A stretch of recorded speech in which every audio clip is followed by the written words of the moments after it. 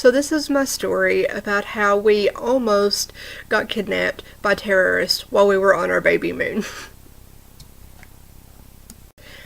So for many years I traveled. I did a lot of traveling, and I usually traveled by myself.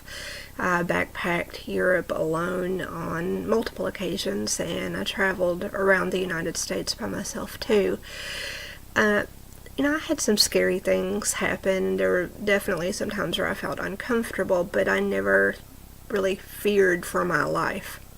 So this story is about the time that I actually thought I might end up in a body bag or somewhere on the side of the road. I was 4 months pregnant, 4 or 5 months pregnant with Sam, and Pete and I went on a baby moon to Croatia and Bosnia.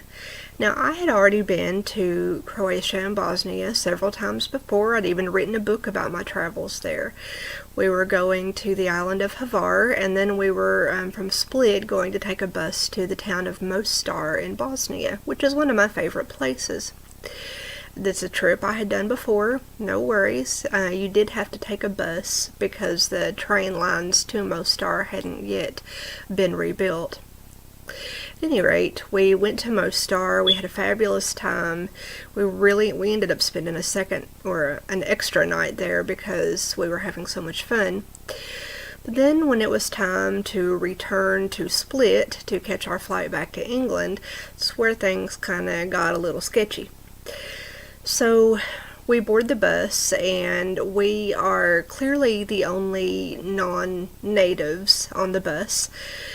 Which, is fine. The Bosnian people are some of the friendliest that I've ever met. I love Bosnia.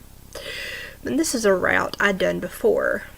So we start driving, and, I'm dozing a little bit, and then all of a sudden, the ride got really bumpy.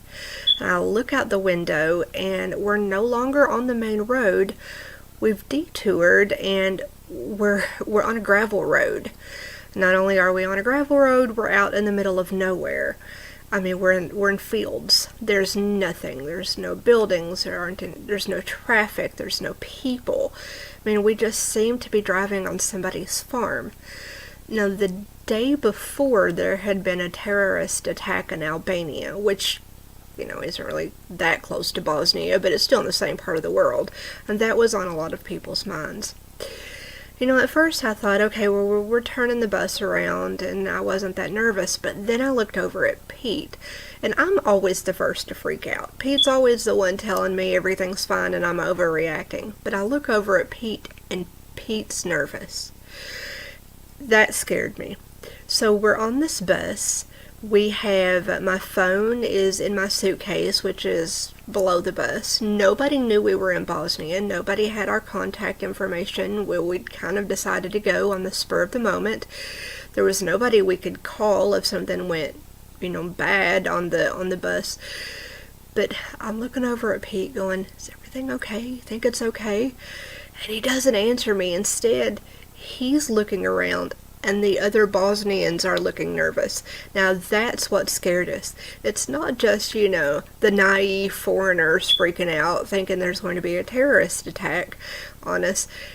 The native people, the local people, are looking scared. There are men, trying to catch each other's eyes and looking at Pete, what should we do? Should we do something? And Pete's sitting there, he told me later, wondering what kind of weapon he could make out of whatever he had in his day pack.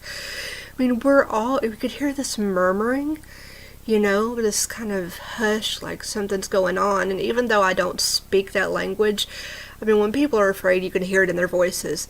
And I'm kind of peeking around too, and I see the women, and they're sitting there, and they're starting to pray. I'm like, oh my God, we're going to be taken off and shot. And I don't know why. We're not in an area that is particularly dangerous. Tourists go there every single day. Up ahead, all of a sudden, looms this big warehouse. It's big abandoned warehouse with windows that have been shot out, and it looks like it's been set on fire at one point. It's a really scary looking thing, and there's nothing else around it. we start slowing down in front of this warehouse. And this dude, we stop. Before we get to the warehouse, we stop. And the driver opens his door, and this random dude gets on the bus. And he looks around. He doesn't say anything to any of us. And then he sits next to the driver, and they start speaking in these hushed tones. And then we start driving, and we get closer and closer to this warehouse, and the driver starts slowing down again, and I'm thinking, oh my god, he's gonna stop. They're just gonna get all of us off the bus. They're gonna do something terrible to us. It won't matter that I'm pregnant. When people want to do something mean, they don't care. And I'm clutching Pete's arm like, oh god, is this the end? Is this the end? And then the driver lays on the gas. We go over the hill, down the gravel road. 500 feet at the bottom is the main road. We're back on it, and he pulls into a garage. Apparently we were having engine trouble, and the gravel road was like a shortcut to a neighboring town, so we had to get out and change buses.